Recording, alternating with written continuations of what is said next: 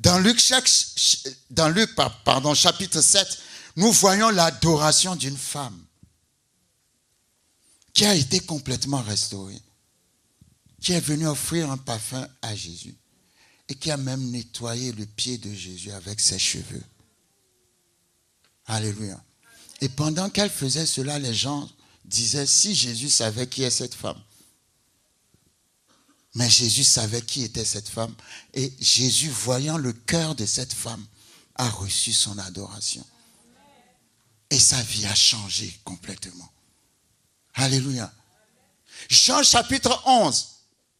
Quand Lazare était mort et que Jésus est arrivé dans la maison de Marthe et Marie, la Bible dit que Marie étant venue au pied de Jésus. Alléluia. Elle a adoré Jésus. Est-ce que vous me suivez? Qu'est-ce qui s'est passé après? Son frère a été ressuscité. Donc, la prosternation, l'adoration change ta circonstance. La prosternation, l'adoration change l'épreuve par laquelle tu es en train de passer. Alléluia. Vous savez, quand vous êtes en train d'adorer, l'adoration vous amène dans une autre dimension. Quand Jésus est présent, quand il y a l'atmosphère, partout où Jésus est présent, il y a toujours une atmosphère d'adoration. Parce que Jésus est Dieu. Alléluia. Vous allez remarquer, quand vous lisez Matthieu 14 et Matthieu 15, que pendant 3 jours, Jésus prêchait à la foule. Mais la foule n'a jamais dit qu'elle avait faim. Il y a un niveau de la gloire. Quand tu es dans cette gloire, tu n'as pas faim. Ah, quelqu'un ne me comprend pas.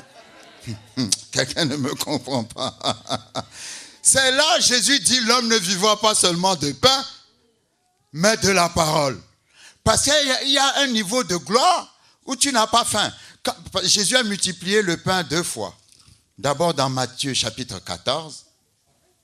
Quand vous lisez Matthieu chapitre 14, à son verset 15, la Bible dit, le soir étant venu, les disciples s'approchèrent de Jésus, de lui, et dirent, ce lieu est désert et l'heure est déjà avancée, renvoie la foule afin qu'elle aille dans les villages pour s'acheter des vivres. Mais la foule n'a rien dit. La foule n'a pas dit on a faim. C'est les disciples qui ont dit la foule doit avoir faim. Mais la foule n'avait pas faim. Pourquoi? Parce que la foule était dans la gloire de Dieu. La foule était avec le Seigneur. Et Jésus dit, qu'y a-t-il alors à leur donner à manger? Ils ont trouvé. Jésus leur a d'abord dit, donnez-leur vous-même à manger. Et les disciples avaient commencé à se poser des questions pour savoir, mais comment on peut nourrir cette foule? Ils n'ont pas compris que dans la présence de Jésus, tout est possible. Et c'est là où ils ont trouvé quelqu'un qui avait 5 pains et 2 poissons.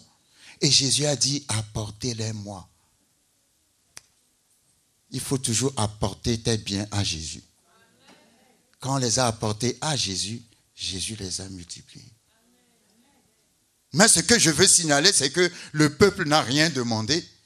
Parce que dans la présence de Dieu, tu n'as pas faim. La gloire de Dieu arrête les besoins physiques. Come on. La gloire de Dieu descend. Tu peux passer 12 heures dans la gloire de Dieu, crois que c'est 1 heure. Pourquoi? Parce que tu es dans sa présence. Amen. Et la deuxième fois, c'était Jésus qui avait demandé qu'on aille chercher à manger au peuple. Et il avait donné une raison. Il avait dit pour cela, dans Matthieu chapitre 15, il avait dit, parce que je ne veux pas les libérer à jeun. Alléluia. Mais tant qu'ils sont avec moi, ils n'ont pas besoin de manger. Mais parce que je vais les libérer, ils vont peut-être avoir faim. Ah, quelqu'un ne me comprend pas. Parce que dans les 2 cas, c'est toujours pas la foule qui réclame à manger. Parce que la foule qui est la nourriture ou pas, était dans la gloire de Dieu. Quand tu es un adorateur, la gloire, vous savez, quand Moïse montait sur la montagne, vous allez voir, quand Moïse est mort, la Bible dit qu'on n'a jamais vu un homme semblable à lui qui parlait avec Dieu face à face. Moïse entendait la voix de Dieu et répondait à Dieu. Moïse montait sur la montagne pendant 40 jours, 40 nuits. Il ne pouvait pas pendant 40 jours et 40 nuits être debout devant Dieu, il devait être prosterné. Quand il descendait de la montagne, la Bible dit, personne ne pouvait le voir en face parce que son visage brillait. Waouh! Son visage, des fois, il était obligé de mettre un voile sur le visage. Pourquoi? Parce que après être entré dans la présence de Dieu, la présence de Dieu l'a changé, l'a transformé. Et il est descendu avec le visage de Dieu, si vous me permettez. Vous savez, on devient ce qu'on adore. Ça aussi, c'est un principe très important. Même s'il faut prendre un exemple très simple dans la vie. Les idolâtres, ceux qui adorent des idoles, je peux même prendre ceux qui, par exemple, les gens qui ont un amour particulier à un chanteur ou à une chanteuse. À un point tel que c'est même comme s'ils adorent la personne. Les fanatiques, les fans, regardez-les, hein, ils ressemblent à leurs idoles. Ils s'habillent comme leurs idoles. Ils se coiffent les cheveux comme leurs idoles. Ils marchent et parlent comme leurs idoles. Pourquoi? Parce qu'ils adorent leurs idoles et tu deviens ce que tu adores. C'est pour ça qu'il est très important quand vous allez dans le psaume 115. Le psaume 115 rapidement dit ceci.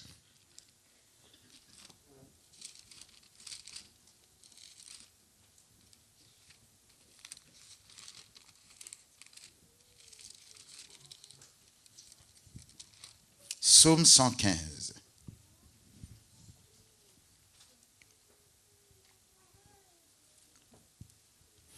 À partir du verset 4. Leurs idoles sont de l'argent et de l'or.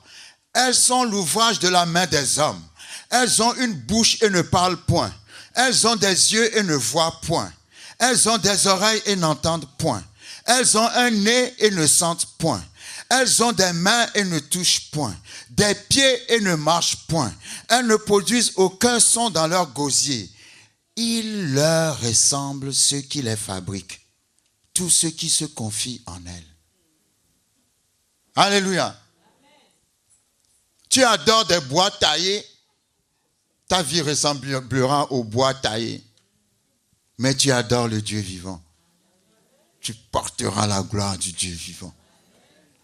Quand vous savez, Moïse est mort, son corps était parfait. À son âge, il pouvait voir sans les lunettes, parfaitement. Tout était parfait physiquement en lui quand il était mort. Pourquoi? Parce qu'il était fréquent dans la gloire de Dieu. Quand tu es fréquent dans... Vous savez, les 24 vieillards, depuis le temps qu'ils adorent, ils ne vieillissent pas. Quelqu'un ne m'a pas compris. Quand tu es une adoratrice véritable, un adorateur véritable, tu ne vieillis pas. Parce que la gloire de Dieu te conserve. Quelqu'un ne me comprend pas. Les 24 vieillards ne vieillissent pas plus qu'ils sont vieux. Là. Alléluia. Donc, l'adoration t'apporte pas seulement des avantages spirituels, mais des avantages physiques aussi. Parce que dans l'adoration, tu es en contact avec ton Dieu. Amen. Tu es en contact avec ton Dieu. Et vous savez, je vais vous inviter dans 2 passages, parce que je voudrais, pour ce jour d'aujourd'hui, il y a encore 2 choses que je voudrais montrer. C'est que si tu es un véritable adorateur, tu ne peux pas avoir des problèmes pour donner à Dieu. si tu es un véritable adorateur, tu ne peux pas avoir des problèmes pour donner à Dieu. Parce que d'abord, toi-même, tu t'es donné à Dieu. Tu sais, si tu sais que tu t'es donné à Dieu, tu dois savoir que tout ce que tu as est à Dieu.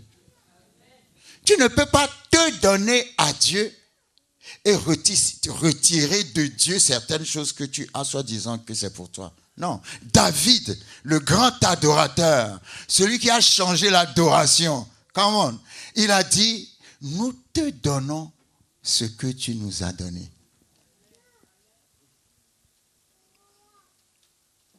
Si tu aimes Dieu, tu dois donner.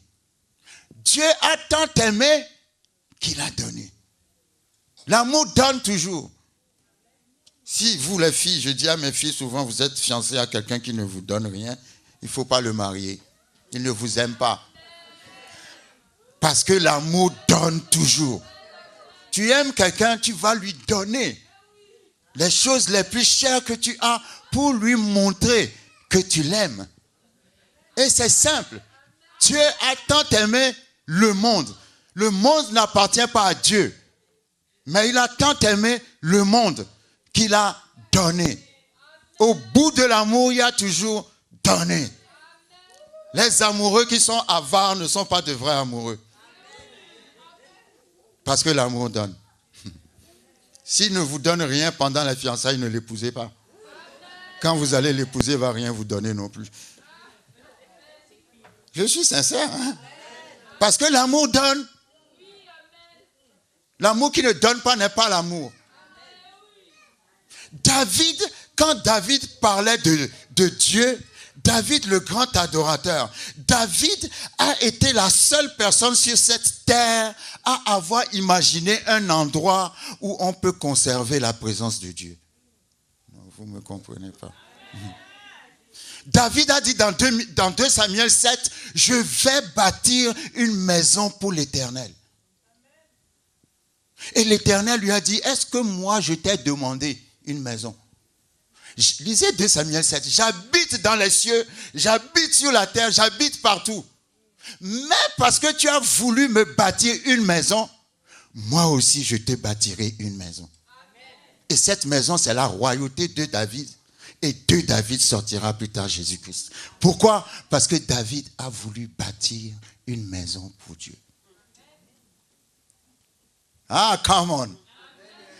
Un adorateur cherche toujours à bâtir la maison. Moi, je dis toujours, est-ce que quand la fin du mois arrive, vous savez comment le pasteur a payé le loyer? Il y a 2 choses que j'ai vues dans la Bible qui doivent être incontournables dans la vie d'un adorateur. Donner la dîme, bâtir la maison de Dieu. Dans bâtir la maison de Dieu, je parle de soutenir la maison de Dieu. Parce que quand Jacob fuyait son frère Ésaü qui cherchait à le tuer, qu'il est arrivé dans un désert, il a dormi et la nuit, il a vu une échelle qui partait du ciel, qui touchait le sol avec des anges qui montaient et qui descendaient.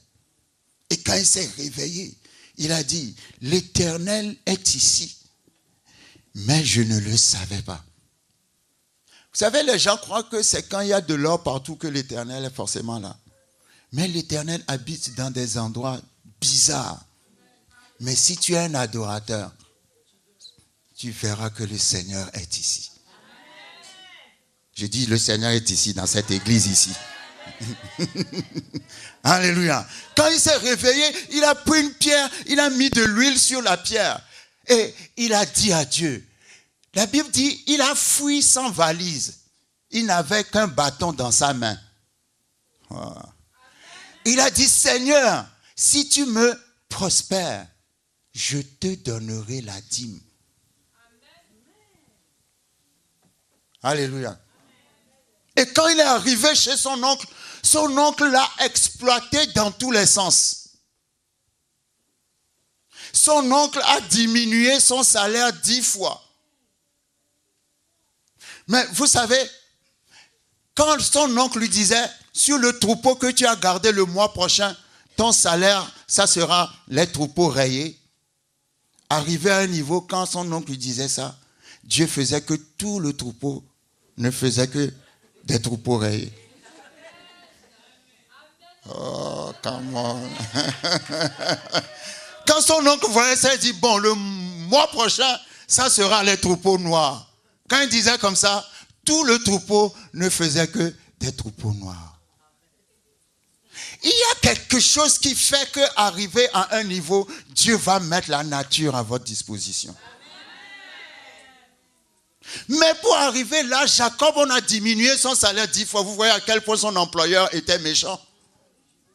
Mais parce qu'il a fait, il a dit à Dieu, je t'apporterai la dîme. La révélation est que à chaque fois quand il avait son troupeau, il sacrifiait la dîme à Dieu. Oh, vous ne me suivez pas. Il n'a pas attendu d'être riche avant de donner. Il donnait déjà parce que c'était la promesse qu'il a faite à Dieu. Et parce qu'il donnait déjà, Dieu a mis la nature à sa disposition. Et quand il sortait de la maison de son oncle, il était devenu plus riche que son employeur. Dis à ton voisin, bientôt, tu seras plus riche que ton employeur. Il est sorti des troupeaux, des servants, des serviteurs. Dans Genèse 32, il est repassé par le même chemin par lequel il était passé quand ça chauffait sur lui avant de venir chez son oncle. Il a dit, je suis venu ici avec un bâton, mais aujourd'hui je forme 2 camps. Quand il avait fait le vœu de donner la dîme dans le désert, il a changé le nom de ce désert-là. Ce désert, son nom était devenu Bethel.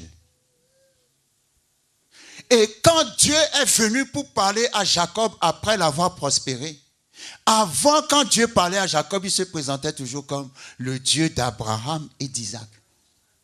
Mais quand il a prospéré Jacob à cause de sa fidélité à la dîme, quand il est revenu, il a dit, je suis le Dieu de Bethel. C'est-à-dire le Dieu de la place où tu m'as fait la promesse que tu me donneras la dîme. Amen. Qui a dit que Dieu n'aime pas la dîme? Si Dieu n'aime pas la dîme, il allait dire à Jacob, je suis le Dieu d'Abraham et d'Isaac. Non, il a dit, je suis le Dieu de Bethel. Le Dieu de Bethel, c'est l'endroit où tu m'as fait la promesse de me donner la dîme. Et le Dieu de Bethel est un Dieu qui prospère toujours. Amen. Alléluia. Donc, un adorateur pense toujours à la maison de Dieu. Il a dit, je te bâtirai une maison et je t'apporterai la dîme. Ça veut dire la dîme va à la maison de Dieu. Tu n'envoies pas ta dîme en Afrique chez ton premier pasteur. À un moment donné, dans notre église, toutes les dîmes partaient en Afrique chez le pasteur chez qui ils étaient en Afrique avant de venir en Europe. Tu n'envoies pas ta dîme ailleurs. Tu apportes la dîme dans la maison. La maison, c'est là où on te nourrit. C'est là où tu reçois la parole de Dieu. C'est là où tu apportes la dîme.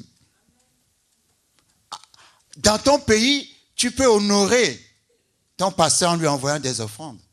Mais la dîme, c'est pour la maison. C'est ici qu'on te nourrit. C'est ici qu'on a besoin de la dîme. Qu'est-ce que Dieu a dit? Afin qu'il y ait quoi?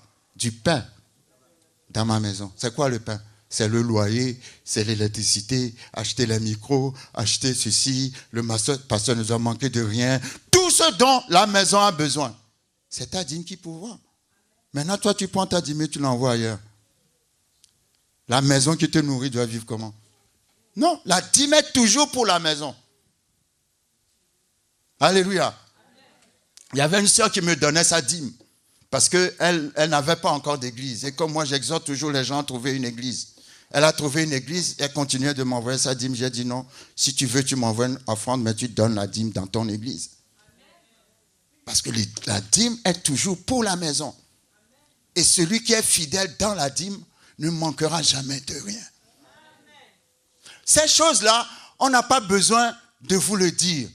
Parce que si vous êtes adorateur, vous devez le savoir automatiquement. Mais il y a même des gens qui se sont levés, ils ont fait des prédications, il ne faut pas donner la dîme. Et tous les radins, les avares, les gens qui ne sont pas reconnaissants, Alléluia. Je vais vous dire, vous savez combien la bouteille d'oxygène coûte? Y a-t-il un infirmier ou une infirmière ici pour nous donner le prix d'une bouteille d'oxygène? Non? Non. Il faut chercher à savoir combien la bouteille d'oxygène coûte. Parce que parfois, il y a certaines maladies qui viennent sur toi, tu es obligé de vivre sur la bouteille. Et c'est là où tu comprends que Dieu t'a fait grâce, parce que depuis que tu es né jusqu'à maintenant, tu respires l'oxygène gratuitement. Mais s'il faut que tu payes la bouteille d'oxygène pour vivre, je ne te donne pas 24 heures pour vivre. Ça déjà suffit pour que tu sois reconnaissant à Dieu. Alléluia. Vous savez, la reconnaissance, c'est une manière de dire, comme David a dit, nous te donnons ce que tu nous as donné. C'est Dieu qui a apporté. Je vais vous dire quelque chose. Quand les enfants d'Israël sortaient de l'Égypte, ils sont sortis avec l'or et l'argent. Pourquoi ils sont sortis avec l'or et l'argent? Parce que Dieu voulait, arriver dans le désert, qu'ils utilisent l'or et l'argent pour bâtir le tabernacle. Je n'ai plus la référence, je ne sais plus si c'est Exode 36. Quand Moïse a fait l'appel pour que les gens amènent leur argent, leur or pour bâtir la maison de Dieu, la Bible dit que les gens ont tellement donné que Moïse était obligé de faire une autre annonce en disant « Arrêtez de donner parce que vous avez trop donné. » Non, vous connaissez un pasteur sur cette terre qui a déjà fait cette annonce? Arrêtez de donner parce que vous avez trop donné. Exode chapitre 36, si je ne me trompe. Exode chapitre 36, à partir du verset 4. Alors, tous les hommes habiles occupés à tous les travaux du sanctuaire quittèrent chacun l'ouvrage qu'il faisait et vinrent dire à Moïse, le peuple apporte beaucoup plus qu'il ne faut pour exécuter les ouvrages que l'Éternel a ordonné de faire. Verset 6, Moïse fit publier dans le camp que personne, homme ou femme, ne s'occupa plus d'offrandes pour le sanctuaire. On empêcha ainsi le peuple d'en apporter. Come on! Les gens ont tellement donné qu'on a dit non, ne donnez plus. S'il vous plaît, arrêtez de donner. Pourquoi ils ont donné autant? Parce qu'ils étaient reconnaissants au Dieu qui les a délivrés de 430 ans d'esclavage. Et pourquoi ils ont donné autant? Et pourquoi Dieu les a bénis avant? Le travail que tu as, ce n'est pas pour toi. C'est d'abord pour adorer le Seigneur. Le business que tu as commencé, Dieu l'a permis, c'est d'abord pour adorer le Seigneur. C'est toujours le Seigneur en premier.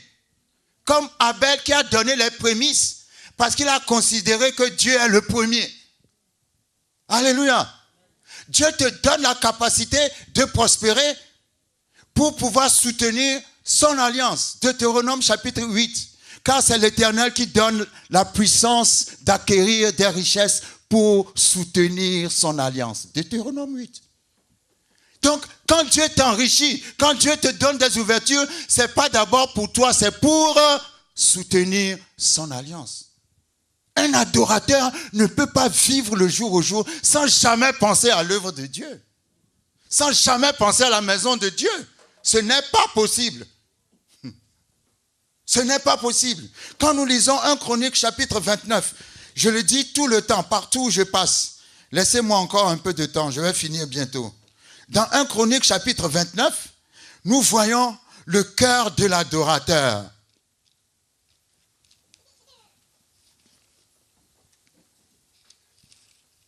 Un adorateur qui s'appelle David. Le temple qui a été bâti s'appelle le temple de Salomon. Mais ce n'est pas le temple de Salomon, c'est le temple de David.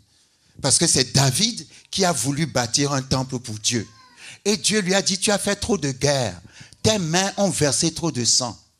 C'est ton fils qui va bâtir cette maison pour moi. Mais ce n'est pas Salomon qui a eu la vision de bâtir, c'est son père David qui a eu la vision de bâtir une maison pour Dieu, qui a eu la vision de faire un endroit où on peut garder la présence de Dieu. Waouh! Il aimait tellement Dieu qu'il a eu la vision qu'on peut créer un endroit pour que la présence de Dieu soit en permanence là-bas. Quand vous lisez 1 Chronique chapitre 29, avant de mourir. 1 Chronique, chapitre 29, à partir du verset 3. Écoutez ce que David a dit. Il a dit, de plus, dans mon attachement pour la maison de mon Dieu. Qu'est-ce qu'il a dit? La maison de... Il n'a pas dit la maison de Dieu. Il a dit la maison de... Ça veut dire, avec ce Dieu-là, j'ai une relation personnelle. Il y a quelque chose d'intime entre lui et moi. C'est pas Dieu, c'est mon... Oh, dis à ton voisin, en tout cas, c'est mon Dieu. Je l'ai privatisé pour moi tout seul. Alléluia. Il faut privatiser Dieu. C'est vrai, Dieu veut qu'on le partage, mais parfois, il faut bien le privatiser pour toi-même. Il dit, voici, dans mon attachement pour la maison de mon Dieu, je donne à la maison de mon Dieu l'or et l'argent que je possède en propre, outre tout ce que j'ai préparé pour la maison du sanctuaire, 3000 talents d'Ophir et 7000 talents d'argent épuré pour en revêtir les parois des bâtiments, l'or pour ce qui doit être d'or et l'argent pour ce qui doit être d'argent et pour tous les travaux qu'exécuteront les ouvriers. Qui veut encore présenter volontairement aujourd'hui des offrandes à l'Éternel? Dans la Bible de Jimmy Swaggart, Expository Bible, ils ont traduit les dons et les offrandes que les gens ont faites dans l'Ancien Testament en dollars, selon le cours du dollar en 2004. Vous cherchez, vous pouvez commander cette Bible-là si vous ne me croyez pas. L'argent que David a laissé pour bâtir la maison, le temple de Salomon, de son argent personnel, pas quête ou cotisation, lui-même personnellement, de son argent personnel, quand ils ont fait le calcul, ça équivaut à 10 milliards de dollars selon le cours du dollar en 2004. Oh non, vous n'avez pas bien compris. Non, vous n'avez pas bien compris. Il a pris 10 milliards de dollars de son argent personnel pour la maison de son Dieu. Come on! Moi, je ne donnerai pas 1 milliard à un Dieu que je ne connais pas. Je ne donnerai même pas 5 euros à un Dieu que je ne connais pas. Mais il a sorti 10 milliards. Alléluia. Quelqu'un qui est capable de valoriser Dieu comme ça ne peut être qu'un adorateur. Si tu n'as jamais vu Dieu, tu ne peux pas le valoriser comme ça. Alléluia. Et aujourd'hui, on demande aux gens, on parle seulement de la dîme. Dîme veut dire 10%. Mais quand Dieu dit, l'adorateur doit donner sa vie, ta vie, ce n'est pas 10%, c'est 100%. Mais tu n'es même pas capable de donner 10%. Et des gens avec des enseignements diaboliques et sataniques se lèvent encore pour dire aux gens, il ne faut pas donner la dîme. Alors moi, j'ai une question. Hein. Si tu ne peux pas donner 10%, comment tu vas donner 100%? Si tu ne peux pas donner 10%, comment tu vas donner 100%? Vous savez qu'il y a des gens qui donnent 20%, qui donnent 30%, qui donnent 40%. Il y a des gens qui donnent plus que 10%. Mais la chose est très facile si tu sais qui est Dieu et ce qu'il fait dans ta vie.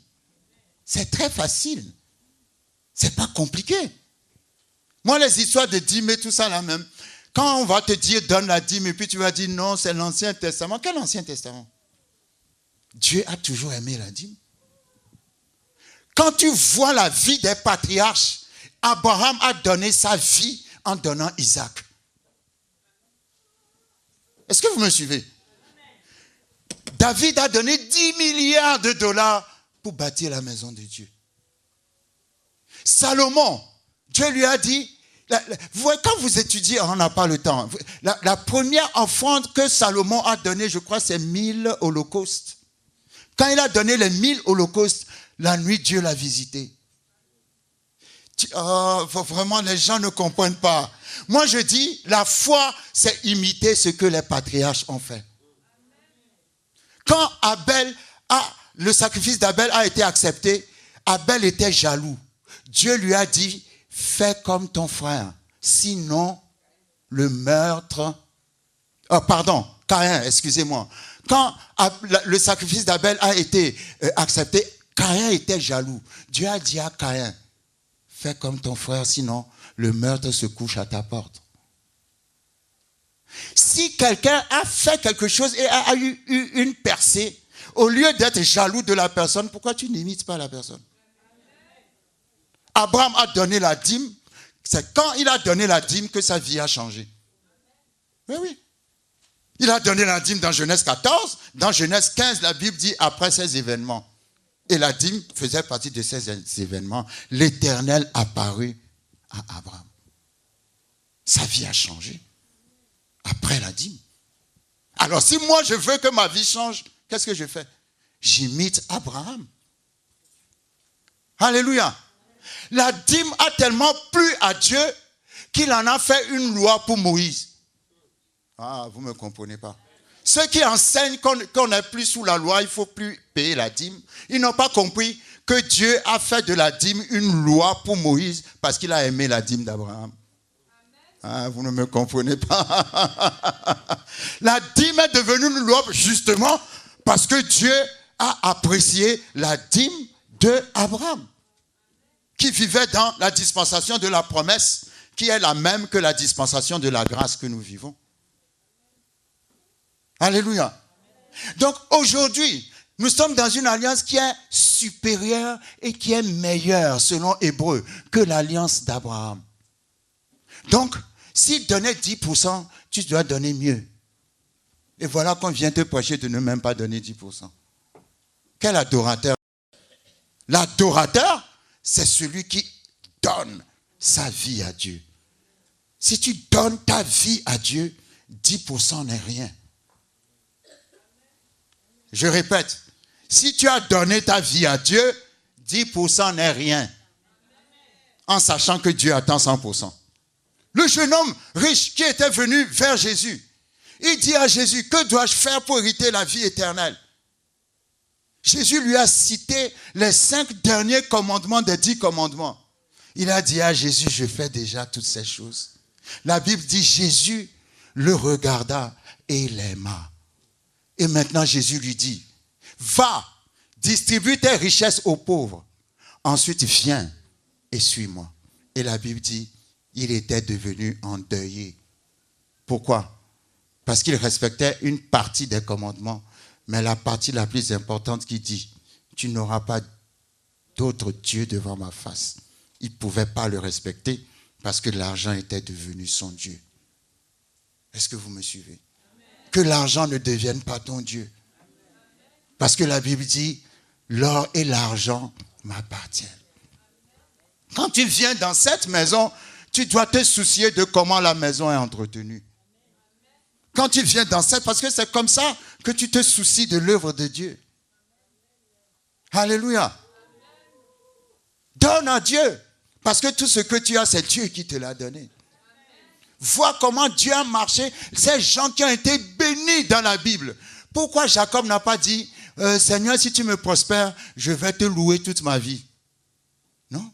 Il a dit, si tu me prospères, je te donnerai la dîme et je te bâtirai une maison.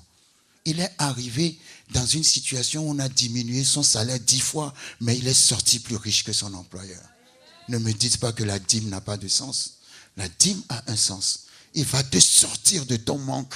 Il va te sortir de ta pauvreté. Elle va te sortir. Toutes les bénédictions qui ont été citées par rapport à la dîme dans Malachie chapitre 3 touchent toutes les parties de notre vie. J'ouvrirai les écluses des cieux. C'est ton intelligence, les écluses des cieux. Oui, c'est une idée que Dieu va te donner pour entreprendre et ça va prospérer. Toi, tu t'en sortiras toujours. Quand il parle de vigne qui ne sera pas stérile, ça parle de la famille. La fidélité à la dîme guérit la stérilité physique. Oh, come on. Il y a des secrets dans l'alliance de la dîme que beaucoup de gens ne connaissent pas. C'est pour ça que les ignorants vous disent qu'il ne faut pas donner la dîme.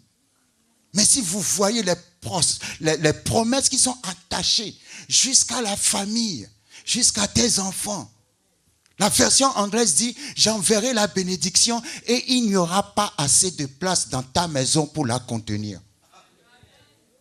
Prenez le même passage dans une Bible en anglais. Parce que tu es fidèle à la dîme. Dieu n'a pas besoin de ton argent pour être Dieu. Mais en lui apportant ton argent, tu lui dis merci Seigneur parce que c'est toi qui m'as tout donné. C'est juste la reconnaissance et un acte de foi. Sinon, Dieu n'a pas besoin de ton argent. Mais en faisant cela, tu le valorises. Tu l'élèves. C'est ça l'adoration. L'adoration, c'est le valoriser. C'est l'élever. C'est le glorifier.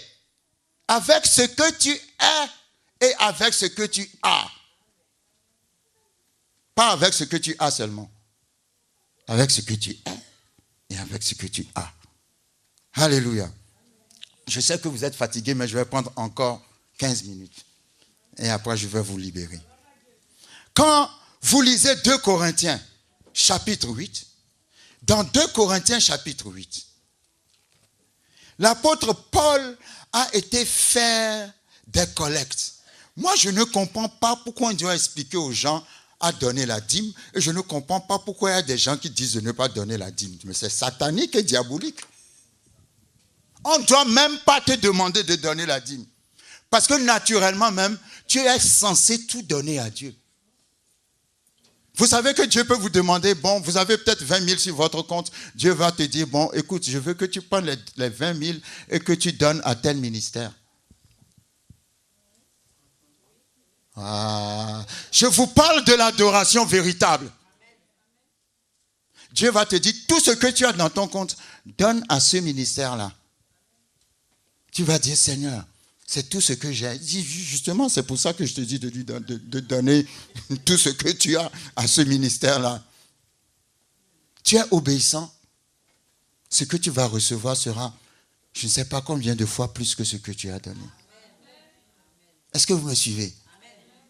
Quand la femme veuve de Sarepta avait la famine dans son pays, Dieu a dit à Élie, va à Sarepta, là j'ai dit à une veuve de te nourrir. Elle allait chercher le bois pour faire sa dernière nourriture. Pourquoi elle n'a pas dit à Élie, c'est ma dernière nourriture, je ne peux pas t'aider. Elle a dit à Élie, mon fils et moi, nous allons manger et après nous allons mourir. Et Élie lui a dit, donne-moi d'abord à manger. Le d'abord là est très important. En disant, donne-moi à manger, il ne faut pas voir Élie la personne, il faut voir Dieu le ministère. Donne d'abord à Dieu. Et quand elle a donné à Dieu, qu'est-ce qui s'est passé? Elle n'a rien manqué jusqu'à la fin de la famine. Parfois, Dieu va te demander tout ce que tu as. Ce n'est pas pour que tu sois perdant, c'est pour que tu sois gagnant. Et c'est ça l'adoration. Ça va te faire mal, mais parce que Dieu te l'a demandé, tu vas le donner. Et parce que tu l'as donné, il va te redonner plus. C'est ça l'adoration. L'adoration, ce n'est pas que Dieu va te demander une partie de ce que tu as. Il peut te demander tout. Tout ce que tu as. Parce que lui, il a donné tout ce qu'il avait en Jésus. Il a donné son fils unique. Pas son 4e, 5e, 6e, 7e fils. Mais le seul qu'il a. Amen. Dans 2 Corinthiens chapitre 8, la Bible nous parle de l'église de Macédoine. Les Macédoniens. Les gens de cette église-là ont entendu que Paul faisait des quêtes pour aider les chrétiens de Jérusalem. Et la Bible dit, eux aussi, quand ils ont entendu cela, ils n'ont pas dit, prions pour que Paul ne vienne pas nous demander de l'argent. Ils se sont levés eux-mêmes et ils ont insisté auprès de Paul pour participer à la quête. La Bible dit, 2 Corinthiens chapitre 8, nous vous faisons connaître, frères, la grâce de Dieu qui s'est manifestée dans les églises de Macédoine, au milieu de beaucoup de tribulations qui les ont éprouvées, leur joie débordante et leur pauvreté profonde. C'était des églises qui n'étaient pas riches. Mais parce que la Bible parle de la Bible n'a pas dit leur pauvreté. La Bible a dit leur pauvreté profonde. Vous connaissez des gens qui sont profondément pauvres. Ils ne sont pas pauvres, mais ils sont profondément pauvres. Et la Bible dit, malgré leur pauvreté profonde, et malgré leurs tribulations et leurs épreuves, ces églises ont demandé à participer à la quête. Et la Bible dit, leur quête a produit avec abondance de riche libéralité. C'est-à-dire que quand ils sont profondément pauvres, mais quand ils ont apporté leur quête, l'apôtre Paul s'est dit, mais où est-ce qu'ils ont trouvé tout cet argent? Est-ce que vous me suivez? Et quand l'apôtre Paul se demandait où est-ce qu'ils ont trouvé tout cet argent, la Bible dit, verset 3, ils ont, je l'atteste, donné volontairement selon leurs moyens et même au-delà de leurs moyens, nous demandant avec de grandes instances la grâce de prendre part à l'assistance destinée aux saints. Et non seulement ils ont contribué comme nous l'espérions, mais, c'est ça le secret, ils se sont d'abord donnés eux-mêmes au Seigneur. Qu'est-ce qui te permet de beaucoup donner au Seigneur?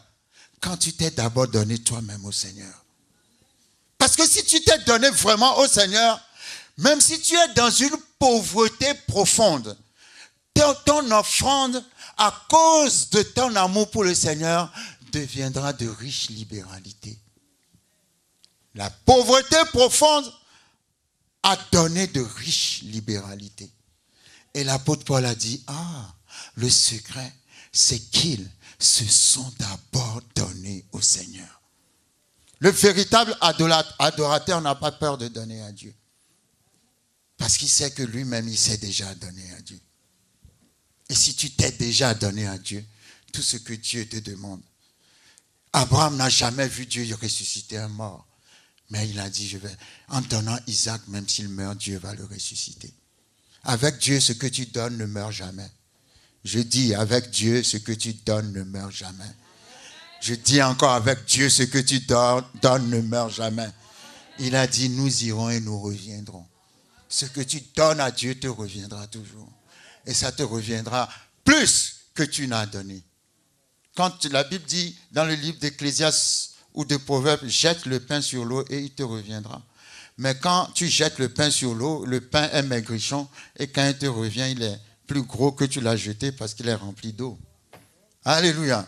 Tout ce que tu donnes à Dieu te revient et te revient dans une taille supérieure que la taille dans laquelle tu l'as donné. Amen.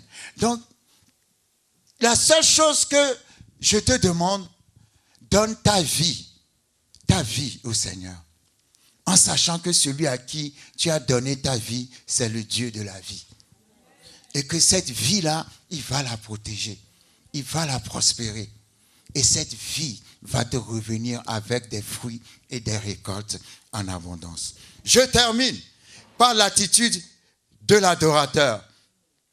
Daniel chapitre 3. Dans Daniel chapitre 3, la Bible nous parle d'Abed-Nego, Méshach et Shadrach, que j'appellerai des vrais adorateurs. Vous savez, un adorateur, ce n'est pas quelqu'un qui est influençable.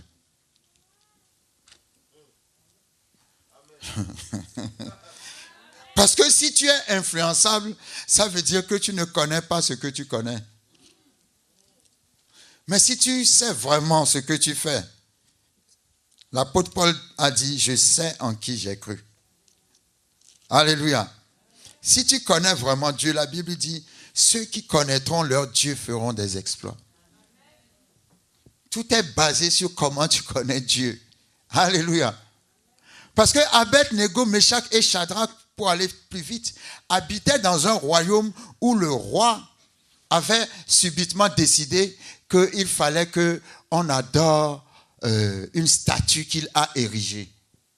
Mais Abed-Nego, Méshach et Shadrach étaient des Juifs qui sont restés fidèles à l'adoration de leur Dieu. Et le roi a dit, si quelqu'un ne veut pas adorer la statue que j'ai mise en place, cette personne sera jetée au feu. Mais Abed-Négo, Méshach et Shadrach, devant cette situation dangereuse, n'ont pas changé d'adoration. Ils ont été jusqu'à parler au roi en disant au roi, « Roi, nous t'aimons, nous te respectons, mais nous sommes désolés, nous ne pouvons pas adorer ton Dieu. » La Bible dit, Daniel 3, verset 8, « À cette occasion, et dans le même temps, quelques Chaldéens s'approchèrent et accusèrent les Juifs. Ils prirent la parole et dirent au roi Nebuchadnezzar, « Ô roi, vis éternellement. Tu as donné un ordre d'après lequel tous ceux qui entendraient le son de la trompette, du chalumeau, de la guitare, de la sambuc, du psalterion, de la cornemuse et de toutes sortes d'instruments devraient se prosterner et adorer la statue d'or. Et d'après lequel quiconque ne se prosternerait pas et n'adorerait pas serait jeté au milieu d'une fournaise ardente. Or, il y avait des Juifs à qui tu as remis l'intendance de la province de Babylone, Shadrach, Méshach et Abed-Négo, hommes qui ne tiennent aucun compte de toi, ô roi, et ils ne servent pas tes dieux. » Alors Nebuchadnezzar, irrité et furieux, donna l'ordre qu'on amena Shadrach, Méshach et Abed-Négo. Et ces hommes furent amenés devant le roi. Nebuchadnezzar prit la parole et leur dit, « Est-ce de propos délibérés que vous ne servez pas mes dieux et que vous n'adorez pas la statue d'or que j'ai élevée? Maintenant, tenez-vous prêts, et au moment où vous entendrez le son de la trompette, du chalumeau, de la guitare, de la sambuc et du psalterion et de la cornemuse et de toutes sortes d'instruments, vous vous prosternerez et vous adorerez la statue que j'ai faite. Si vous ne l'adorez pas, vous serez jetés à l'instant même au milieu d'une fournaise ardente. Et quel est le Dieu qui vous délivrera de ma main? » Shadrach, Méshach et Abed-Négo répliquèrent au roi, « Nous n'avons pas besoin de te répondre là-dessus. Voici notre Dieu que nous servons peut nous délivrer de la fournaise ardente. Et il nous délivrera de ta main, ô roi. Sinon, ça veut dire, même s'il ne nous délivre pas, sache, ô roi, que nous ne servirons pas tes dieux et que nous n'adorerons pas la statue d'or que tu as élevée. »